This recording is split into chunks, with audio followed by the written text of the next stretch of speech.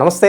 ఈరోజు మన స్టూడియోలో ప్రముఖ ఆధ్యాత్మికవేత్త, ఐకాన్ ఆస్ట్రాలజర్ గట్టుపల్లి సురేష్ బాబు గారు ఉన్నారు. గురువుగారితో మాట్లాడేద్దాం. నమస్కారం గురుగారు. జై శ్రీమన్నారాయణ. గురుగారు, నక్షత్రాల సిరీస్ మనం చేస్తున్నాం. దానిలో భాగంగా ఈరోజు మనం పుష్యమి నక్షత్రం గురించి మాట్లాడదాం. ఈ నక్షత్రం యొక్క స్పెషాలిటీస్ ఏంటి, సహజ సిద్ధ లక్షణాలు ఏ విధంగా ఉంటాయి, పుట్టిన దగ్గర నుంచి మరణించే వరకు ఎలాంటి పరిస్థితులు వెలుగెదురవుతాయి, ఎలాంటి జాగ్రత్తలు తీసుకోవాలి?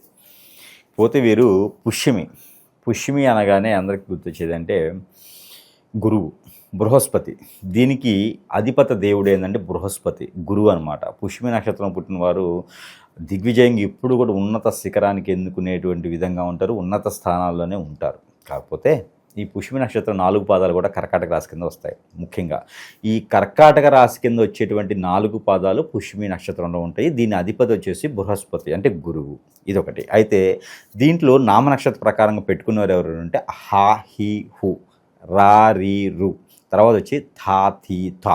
ఈ నక్షత్రాలతో పెట్టుకున్నటువంటి వారు ఇలాంటి లెటర్స్తో పెట్టుకోవాలి పేర్లు. ఇకపోతే మొదటి పాదం అనేది ఎవరికి దోషం లేదు. ఇకపోతే రెండవ పాదం అనేది పితృదోషం అనేది ఉంటుంది. అంటే మాతృపితృకి ఇద్దరికి కూడా పేరెంట్స్కి కొంచెం గండం అని చెప్పొచ్చు. రెండవ పాదం కూడా మంచిది కాదు, గండం అని చెప్పొచ్చు. ఇకపోతే 4వ పాదం మంచిదే. అయితే ఈ 2 పాదాల్లో పుట్టిన వారు ఎవరైతే ఉంటారో వారికి శాంతి అనే వస్తుంది. ఈ నవగ్రహాలకి శాంతి చేసుకోవాలి. దానాలు కొన్ని ఉంటాయి. గోదానం, వస్త్రదానం, భూదానం అని చెప్పేసి ఇలా కొన్ని దానాలు ఉంటాయి. ఆ దానాలు అయితే ఖచ్చితంగా ఇచ్చేయాలి. ఆ దానాలు వీరు పుట్టిన తర్వాత, బేబీ పుట్టిన తర్వాత 1 మంత్ లోపు, 30 రోజుల లోపు కనుక ఇలాంటి దానాలు చేసుకుంటే వీరికి మంచి జరుగుతుంది. అలాంటి దోషాలకి పరిహారం అవుతుంది. ఇది దీనికి సంబంధించి. అయితే దీని అధిపతి మనం బృహస్పతిని చెప్పుకున్నాం. అయితే దీనికి సంబంధించినటువంటి నక్షత్ర లక్షణాలు ఏంటి, అసలు ఈ నక్షత్రానికి సంబంధించిన వచ్చి ముఖ్యంగా ఇంకోటి లక్కీ నెంబర్ 8 and 3, 8, 3. ఈ 2 కూడా బృహస్పతికి చాలా ఇష్టమైనటువంటి నెంబర్లు. 8 వచ్చేసి కొంచెం బద్ధకంగా ఉంటుందన్నమాట, శనితో కూడినటువంటి నెంబర్ కాబట్టి. ఇక 3 అనేది అయితే బృహస్పతికి దిగ్విజయంగా ఉంటుంది. ఏది కూడా శివుని యొక్క నేత్రం 3. అలానే ఈ యొక్క లక్కీ నెంబర్ 3 బృహస్పతికి. ఈ 2 అందరూ గుర్తుపెట్టుకోవాలి. అయితే తర్వాత వచ్చేసి ఈ నక్షత్రం కల లక్షణాలు ఏంటి, వీటి యొక్క గుణగణాలు ఏంటి, వీరు ఎలా రాణిస్తారు. అయితే ఈ నక్షత్రంలో ఉన్న వారికి గుణగణాలు, నక్షత్రాలు అయితే వీరైతే కొంత కర్కాటక రాశిలో ఉంటారు కాబట్టి మధ్యస్థగా ఉంటారు. వీరి ఆలోచన విధానం కావచ్చు, ఇంకొకరిని నొప్పించకుండా ఉంటుంది వీరి ఆలోచన. ఏదున్నా కూడా మనసులోనే పెట్టుకుంటారు. ఇప్పుడు ఇద్దరు ఫ్రెండ్స్ కావచ్చు, భార్యాభర్తలు కావచ్చు, ఇద్దరు అన్యోన్యంగా ఉంటారు, ప్రేమగా ఉంటారు. ఎదుటివారు ఓర్చుకోలేక వారికి తెలియకుండా వీరికి తెలియకుండా వారికి పుల్లలు పెట్టేస్తారు. సపోజ్గా ఈ పుల్లలు పెట్టిన తర్వాత కర్కాటక రాశి ఏదైతే ఉందో, ఇప్పుడు మనకి పుష్యమి నక్షత్రం వాళ్ళు ఎవరైతే ఉన్నారో ఈ పుష్యమి నక్షత్రం వాళ్ళ దగ్గరికి వచ్చి చెప్తారు, పలానా వాళ్ళు ఇలా అంట అని. అనగానే ఈ పోయేసి ఆవేశపడేసి వాళ్ళని ఏదో చేసేయటం కానీ కొట్టడం కానీ ఇట్లాంటివి ఉండదు. నువ్వు ఇలా అంట కదా అని అడగరు. వీరు మైండ్లో పెట్టుకుంటారు. మళ్ళీ సమయము, అవసరము, అవకాశం వచ్చినప్పుడు చూస్తారు. ప్రూఫ్లన్నీ పెట్టుకుంటారు దగ్గర, పెట్టుకొని అప్పుడు ఆలోచిస్తారు అన్నమాట. అందుకే వీరు ఎక్కువగా డాక్టర్స్, కలెక్టర్స్, లాయర్లు, స్టాటిస్టిక్స్, కోడింగ్ అలాంటి వాటిలో ఎక్కువగా పరిగణనలు రాణిస్తారు వీళ్ళు. ఇంకా వీరు శాస్త్రజ్ఞులుగా కూడా బాగా పనిచేస్తారు. మెడిసిన్లో కోడింగ్ లాంటి వాటిలో బాగా పనిచేస్తారు. అలానే ఈ ఫ్లేవర్స్ కలుపుతారు చూసారా, ఏ ఫ్లేవర్ ఎంతెంత మోతాదు కలపాలి మెడిసిన్కి అని చెప్పేసి అని, దాంట్లో కూడా వీరు రసాయనాల స్టాటిస్టిక్స్ కూడా వీరు బాగా పనిచేస్తారు అన్నమాట. అంటే వీరు ఎక్కువగా మైండ్తో ఆలోచిస్తారు, తొందరపడి మాట్లాడరు. ఒకవేళ మాట్లాడారు అంటే దానికి ఏదో రీజన్ ఉంటుంది. కాబట్టి వీరికి ఒక బాధ్యతగా ఉంటారు. ఒక చిన్న వయసులో ఉన్నప్పటి నుంచి వీరికి బాధ్యతలు తెలుస్తాయి. సంపాదన ఎక్కువ ఉంటుంది, దాచిపెట్టే గుణం ఎక్కువ ఉంటుంది వీరి దగ్గర. అన్నీ కూడా డబ్బు కూడా ఎక్కువ ఉంటుంది వీరి దగ్గర, దాచిపెడతారు. ఈరోజు డబ్బులు లేవు అనుకుంటే ఖచ్చితంగా వాళ్ళ దగ్గర ఎంతో ఉన్నాయని అర్థం. కాబట్టి వీరు అందరి దగ్గర డబ్బు లేవు అనుకోవడానికి లేదు, కానీ ఖచ్చితంగా అయితే సాధిస్తారు, దాచిపెడతారు. వీరు వేరే ఒకరి ఆస్తిని కాపాడుకుంటూ ఉంటారు. మరొకటి వీరి అదృష్టం ఏంటంటే వేరే ఆస్తిని కాపాడుకుంటూ ఉంటూనే ఉంటారు వీరు. అంటే బినామీలుగా ఉండేటువంటి అదృష్టం కూడా ఉంటుంది. ఎవరికైనా బినామీ కావాలంటే పుష్యమి నక్షత్రం వాళ్ళు ఉంటే చూడండి. పుష్యమి నక్షత్రం వాళ్ళు ఉంటే వారి దగ్గర డబ్బులు బంధన అనమాట. ఒక నాగబంధన, హనుమాన్ బంధన, లేకపోతే నరసింహస్వామి బంధన, లేకపోతే మైసమ్మ బంధన, అవి ఎట్లయితే ఉంటాయో వీరు కూడా బంధన లాంటి వారు. డబ్బున్నా ఏదున్నా సరే వీళ్ళ లోపలే పెట్టుకుని ఉంటారన్నమాట. కాబట్టి ఇలాంటి వాళ్ళని బినామీలుగా కూడా పెట్టుకోవచ్చు. అంటే ఎంత నమ్మకస్తులో అర్థమైంది మీకు, అంత నమ్మకంగా ఉంటారు వీరు. వీరి దగ్గర వీరు డబ్బు లేని వారే ఉంటారు అనుకోండి. పుష్యమి నక్షత్రం వాళ్ళు డబ్బు లేదు, పేదవారు, ఏ రోజు పని ఆ రోజు చేసుకుని బతుకుతారు. కానీ వీరి దగ్గర తీసుకెళ్ళి 10 కోట్లు పెట్టండి, రూపాయి కూడా కదిలేరు. అదే నమ్మకం అంటే. కాబట్టి ఇలాంటి వాళ్ళందరూ నమ్మకస్తులుగా ఉంటారు. పెద్ద పెద్ద బిజినెస్ చేసేవారికి, పెద్ద పెద్ద రాజకీయ నాయకులందరికీ కూడా వీరందరూ కూడా పర్సనల్ సెక్రటరీగా ఉంటారు. పుష్యమి నక్షత్రం వాళ్ళు పర్సనల్ సెక్రటరీగా ఉంటారు. ఎందుకంటే వీరిలో మైండ్ సెట్ ఎక్కువ ఉంటుంది, ఆలోచన విధానం చాలా గొప్పగా ఉంటుంది వీరికి. ఇప్పుడు 10th క్లాస్ చదివేటువంటి పిల్లవాడికి ఒక లెక్కో పాఠమో లేకపోతే పద్యమో లేకపోతే సంథింగ్ రాదనుకోండి, ఈ ఒక పుష్యమి నక్షత్రం వాళ్ళు 7వ క్లాస్ వాడు ఉన్నాడు అనుకోండి, 10వ క్లాస్లో ఏం జరుగుతుందో చెప్తాడు. ఎడ్యుకేషన్ పరంగా అంత నాలెడ్జ్ ఉంటుందన్నమాట. కాబట్టి వీరి ఎదుగుదల కూడా చాలా బాగుంటుంది.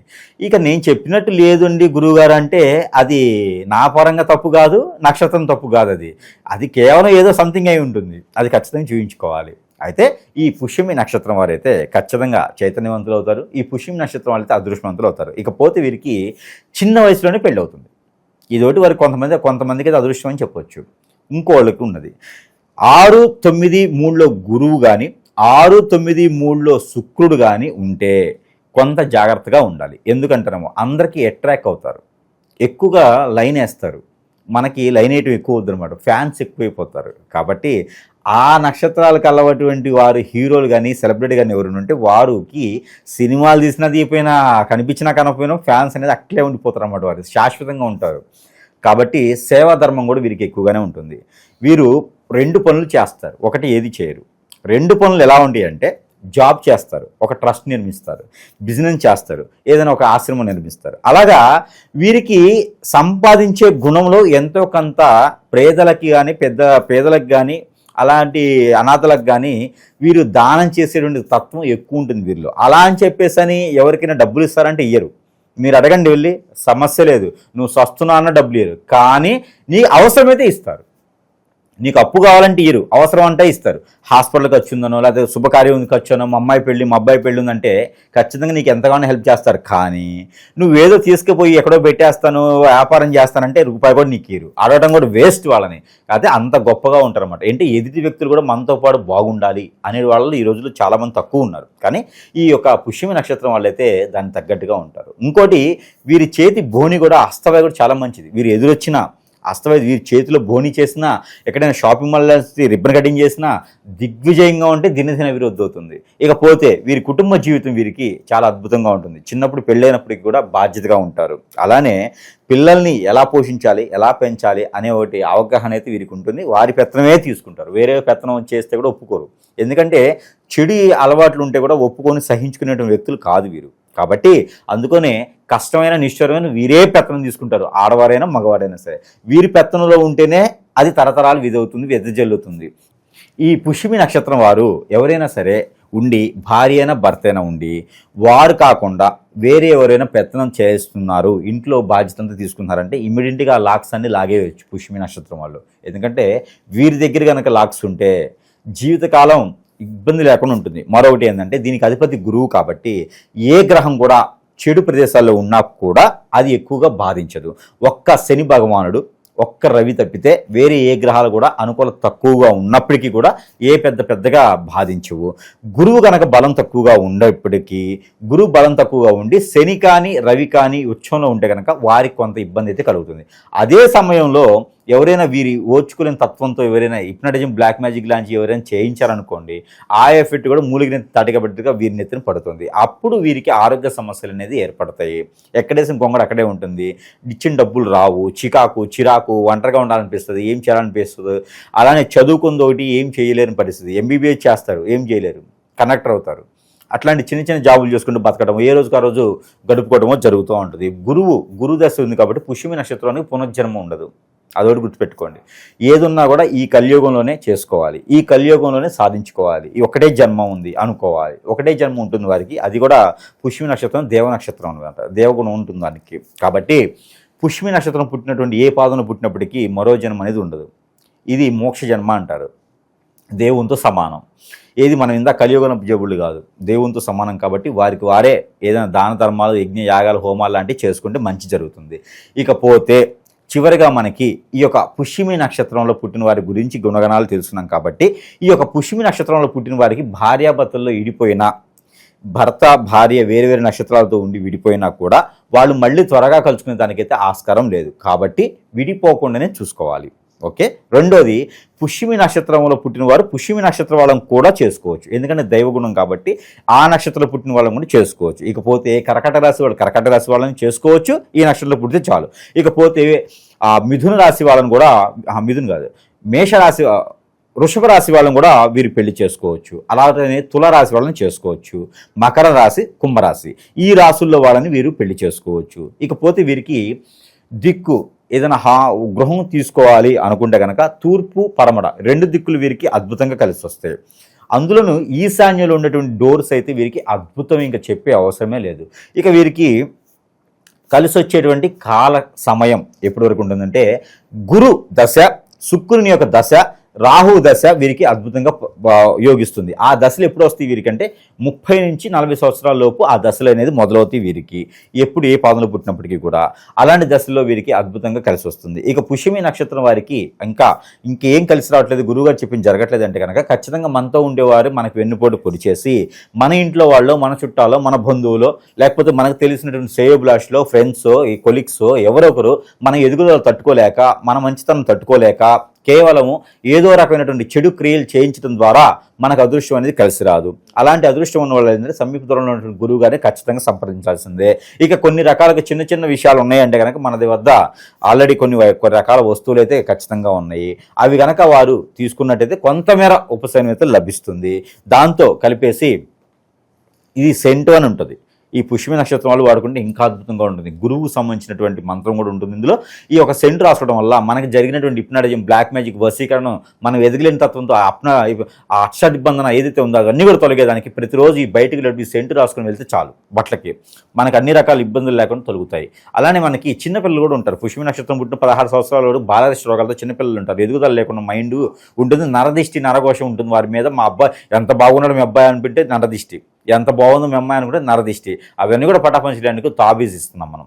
ఈ తాబీజ్ వచ్చేసి చిన్నపిల్లల కాలుకైనా, ఈ గొంతుకైనా కట్టుకోవచ్చు, మెడలకి. అలానే మనకి కాటుక, ఆరావళి కాటుక. ఈ ఆరావళి కాటుక ధరించడంతో మనకి జరిగినటువంటి హిప్నాటిజం, బ్లాక్ మ్యాజిక్, వశీకరణ లాంటివన్నీ కూడా తొలగిపోతే మగవాడు, ఆడవారు ఎవరైనా పెట్టుకోవచ్చు. మగవాడు ఎలా పెట్టుకోవాలంటే తల మీద పెట్టుకోవాలి, కొంచెం నడినెత్తిన అరికాలు పెట్టుకుంటే చాలు.